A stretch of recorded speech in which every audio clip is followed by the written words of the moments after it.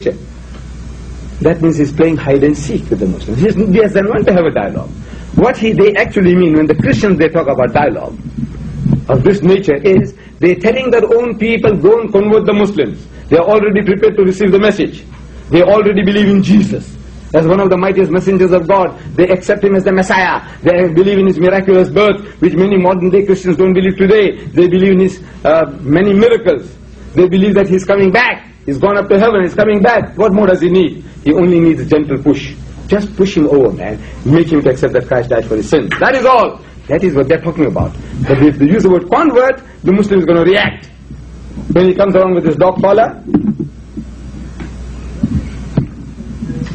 when the Muslim comes along with with the missionary comes with his dog collar, the Muslim is on guard. He says, this guy's come to steal our children. So they talk about dialogue. They don't mean dialogue.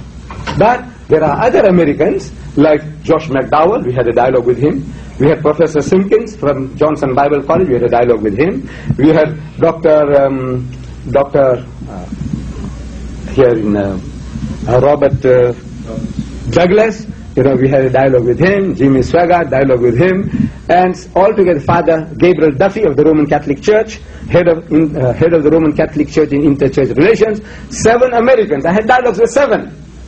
In other words, we are talking, and the benefit is that the people will understand each other's points of views. We want to know what the Christian, how his mind is working, and we want the Christian to know how the Muslim mind is working. And if we can go away with that understanding, so I can see what makes the Muslim to talk the way he's talking. You become more tolerant. You know what has programmed me, what is motivating me, and I can see what is motivating you. There is tolerance. These meetings create tolerance in that understanding. If you have understanding, tolerance. No understanding, intolerance. So the dialogues, sir, have been taking place. You might call it debate, call it dialogue, call it discourse, call it what you like, but an exchange of view when it takes place, I feel it benefits the people. And it has been benefiting my people, anyhow. Yes? One second, that lady has, let's give her a chance. Yes, madam. Thank you. Just a comment, I don't think this isn't a question to you, but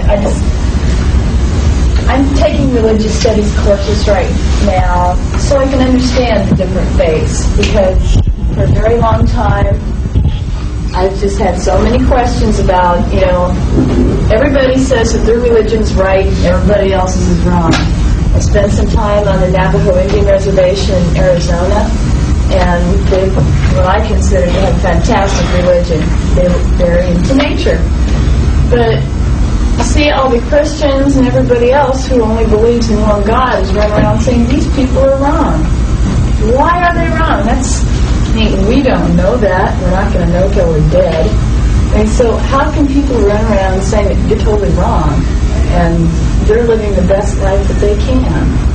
And they're doing what they consider right. The Muslim is not that intolerant.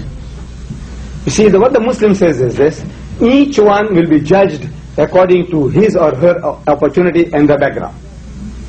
God will not judge you and me on the same level. Everybody according to his light and knowledge. For example, to the Red Indians in the reservations, whatever their concept, what opportunities did they have?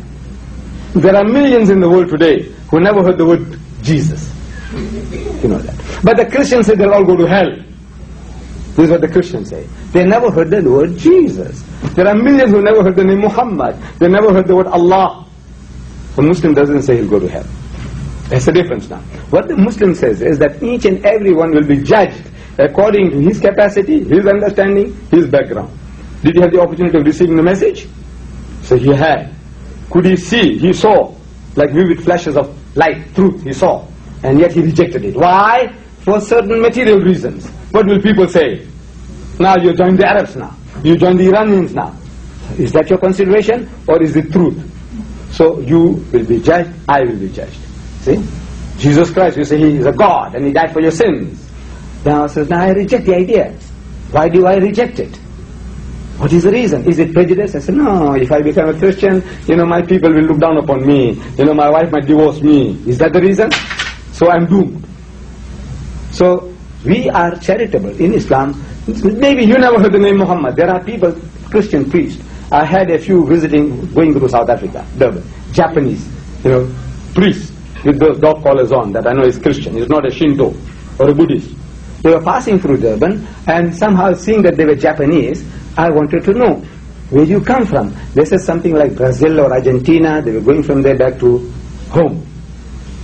So I asked them if they know anything about Islam. Never heard the word. They never heard the word Islam. I said, you know Islam? Mm-hmm. It's like Greek. I said, no, what are you talking about? I said, heard the name Muhammad? Never heard it. Quran? Never heard it. I said, now God can't be that unjust to him. He said, look, you heard about my message, Muhammad, and you didn't receive it, go to hell. No, God can't do that. They never heard the term. So they will be judged on a different